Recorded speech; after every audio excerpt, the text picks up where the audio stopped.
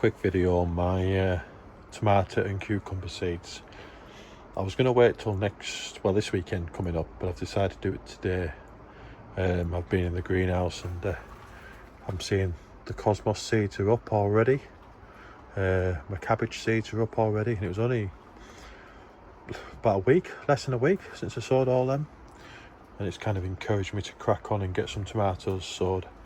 Now usually I do these end of February, beginning of March in the house on the windowsill, but this year I decided to wait until the end of March to see if I could sow them into pots under a propagator lid and leave them outside in the greenhouse. Now it does get hot in here, even in the winter, still in double figures quite often, so I'm hoping this works. Now it's the 23rd today, the evening of the 23rd, and what I'm going to go with this year is, after how everything played out last year, is I'm going to go with Carmen,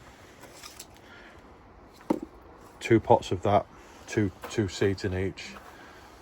It was brilliant last year.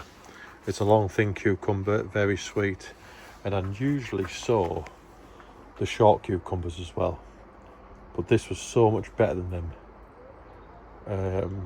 I did Ladiva last year as well as a short cucumber. It's still a nice cucumber, but these were so much better for us. We all eat cucumber in the house. We go through them like anything, so that is perfect for us. So we're doing more of them this year. Probably won't keep all 4 plants, but I want some backup plants. Now the tomatoes, I'm going for this for the first time, which apparently is one of the best tasting cherry tomatoes, called Black Moon. That's what I'm doing instead of Gardener's Delight this year as a test. It's an F1 variety, it's supposed to be really nice, so I've done that there. These are just here to remind me before I put the labels in, by the way, and cover them in compost. This is Moneymaker. Now this is not an F1, so every year whenever I do sow this, I didn't do it last year, but I did the year before, I collect the seeds, dry them out with some kitchen roll, wrap up the kitchen roll and put it back in the packet. It's definitely worth doing with varieties that's not F1, because you keep it going. And again, that is what I've done here. This is seed I've collected, and I love Moneymaker. Perfect for salads, perfect for eating. It's a good size tomato. My favourite one, obviously most people's favourite, is Sun Gold F1. That's an F1 variety. Like I say, F1s you can't collect the seed, obviously. Everybody watching probably knows that already, but F1 you can't collect the seed. Speaks for itself. Super sweet tomato, and that's why I wanted to have this one alongside that one. Sweet cherry, sweet orange. This one, I don't know the make of it. It's a cherry tomato hanging basket variety, and I do collect the seed off that again, hence why it's on the kitchen roll, and I save it in a little brown bag.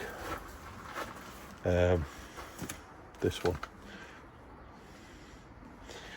So yeah, what I'm also going to do is a side pot. I found this in my seed box, and I must have bought them but never sowed them, which is just a black cherry. It's an old seed, so I'm going to sow them separately in a little pot, just so I can see what they do, since the seed is 3-year-old.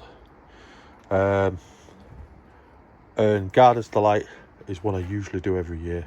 Brilliant tomato. I've got no seeds left for that at the moment. These are just some of the seeds I've collected. That one was called a honeydew or something. I don't recommend that. It was an alternative yellow tomato to Sun Gold, but nowhere near as good as Sun Gold. This was just called Tomato Orange that I sowed. It was a little cherry tomato again, Orange Beauty. And again, very similar. Not as sweet as Sun Gold. I wouldn't recommend it. This was tomato bite size. This was a small red cherry tomato. I didn't rate that at all. It wasn't sweet enough. It was very plain. Still ate it obviously, but very plain. And again, this is all personal choice. I just prefer the sweeter tomato. So yeah, that's it there. And like I say, as I say over here, Ladiva is usually what I would do. And that's a small little tiny cucumber. That's all right. I'd recommend that. So yeah, I'm going with that. every year I always say I'm not going to sow too many tomatoes, I'm not going to sow too many cucumbers, because I don't want to have tons and tons of them in the greenhouse.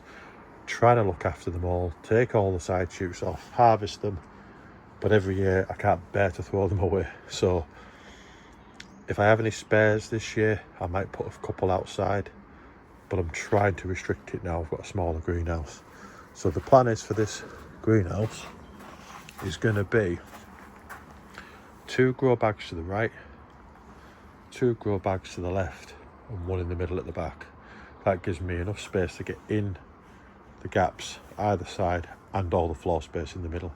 That is the plan, and that will be 2, 4, 6, 8, 10. Yep. So let's see. So the plan is probably going to be 4 cucumbers, 6 tomatoes. That's the plan. That's more than enough for our household. More than enough. And we'll see how that plays out. Obviously by then all this will have come out of here. Yeah. So we'll see how it goes. Like I say, I'm going to get the labels written, cover them in compost. I'm going to pop them on the shelf. This is a south facing garden. You know, I've mentioned that a lot, but it's a south facing garden, completely dead south. So let's see how long it takes to germinate outside.